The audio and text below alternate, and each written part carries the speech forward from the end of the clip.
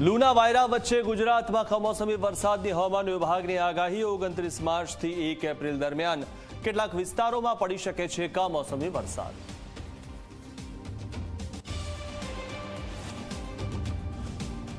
Nadiad Ahmedabad highway પર વરસેલા નજીક paper મિલમાં ભીષણ આગ લાગી, ત્યારે ઘટનાની જાણ થતા ફાયરની 10 ગાડીઓ દોડી આવી।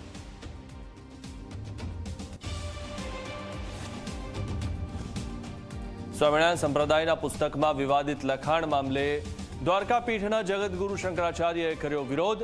કહ્યું, સહજાનંદ મહારાજના પિતા જેની પૂજા કરતા હતા તે કૃષ્ણની દરેક સનાતનીઓ કરી રહ્યા છે પૂજા।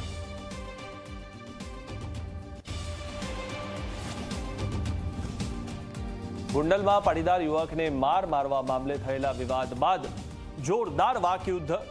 ગોંડલને મિર્ઝાપુર ગણાવનારા પરસોત્તમ પીપળિયા પર પ્રહાર। અલ્પેશ ઢોલરિયા અને ગણેશ જાડેજાએ પીપળિયાને ગણાવ્યા આવારા તત્વો।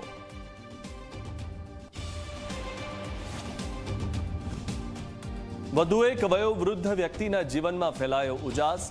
4 વર્ષથી અટકેલું કામ કેવી રીતે પૂર્ણ થયું?